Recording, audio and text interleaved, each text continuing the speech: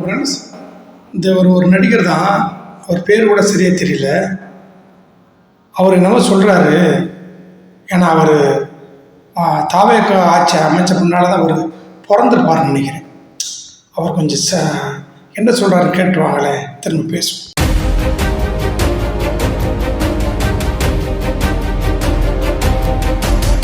தமிழ் மற்றும் தெலுங்கு சினிமாக்களில் குணச்சித்திர நடிகராகவும் காமெடி நடிகராகவும் அறியப்படுபவர் ஸ்ரீமன். புதிய மன்னர்கள், சேது, தீனா, பஞ்சதந்திரம், வசீகரா, எம்சையரசன் 23ஆம் புலிகேசி, போக்கிரி, காஞ்சனா என பல படங்களில் இவர் நடித்துள்ளார். விஜயுடன் லவ் டுடே, போக்கிரி என அதிக திரைப்படங்களில் இணைந்து நடித்த ஸ்ரீமன் விஜயின் நெருங்கிய நண்பராக உள்ளார். ஆனா நமக்கு என்ன ரொம்ப மிகைப்படுத்தல இருக்குன்னா, இத்தனை கோடி பேரில் இங்கே எங்கேயாவது ஒரு 4 பேரோ இல்லை அங்கே ஏதாவது ஒரு 2 தவறோ நடந்ததுன்னா அதை வந்து அவ்வளோ பூதகரமாக்கி அதை ஒரு 250 பேர் போட்டு அதை வந்து பப்ளிஷ் பண்ணி, இப்போ நீங்கள் சொன்னீங்களே இந்த எதிர்ப்புன்னு சொல்லி, இந்த மாதிரி வெயிட் பண்ணி பிக் பண்ணி போடுறாங்க. எதுக்கு சிஎம் இழுக்கணும், எதுக்கு டேக் பண்ணணுன்றது ஒன்று இருக்குது. சார் நீ பெட்ரோலில் சேர்றதுக்கெல்லாம் சிஎம் தான் காரணம். அதாவது 8 கோடி பேர் மக்களில் எங்காவது ஒரு சம்பவம் நடக்கிறத அதை அப்படியே பொறுக்கி போட்டு எல்லாரும் அதை வந்து பெருசுப்படுத்துகிறாங்களாம்.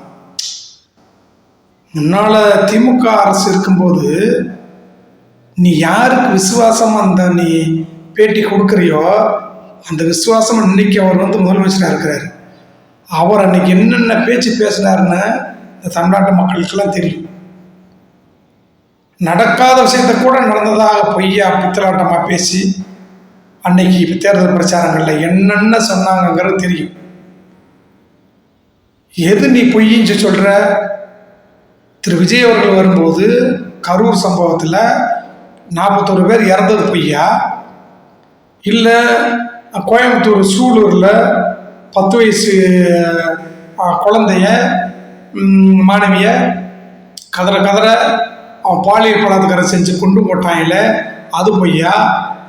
இல்லை விளாத்திக்குளத்தில் தாவேக்காவுடைய கட்சி பிரமுகர் அந்த சகோதரியை தாவேக்கா கட்சிக்காரனே 2 பேர் சேர்ந்து பாலியல் பலாத்காரம் செஞ்சு அவங்கள இன்னைக்கு வேற அவங்க கொடுக்குற கேஸை எடுக்காமல் போலீஸ் ஸ்டேஷன் அலையிறாங்களே, அது பொய்யா? இல்லை இன்னைக்கு இப்போது வந்து அதுக்கு இடையிலேயே சேலத்தில் தாவேக்காரன் வந்து மணிகண்டன்றது அவன் வந்து 50 பெண்களுக்கு மேலே அவங்களுடைய வறுமையை பயன்படுத்தி அவங்கள பாலியல் பலாத்காரம் செஞ்சதோடு மட்டும் இல்லாமல் அவங்கள வீடியோவை எடுத்து வச்சு அவங்கள எல்லாத்தையும் வந்து தன்னுடைய நண்பர்களுக்கும் உருந்தாக்கியிருக்கானே, அது பொய்யா? அதை மிகப்படுத்துகிறாங்களா? இல்லை இங்கே வந்து ஆலந்தூரில் வந்து ஒரு தாவேக்காரன் வந்து நைட்டு 12 மணி ஆச்சுனாலே 12 to 2 போய் ஒரு சௌகரியோட வீட்டை போய் தட்டி தொந்தரவு பண்ணிக்கிட்டே இருந்தானா, பாலியல் தொந்தரவு. அது பொய்யா? அவன் பேர் என்ன, வேம்புலியான் அவன் பேர் கூட, அது பொய்யா? எது பொய்ங்கிறீங்க?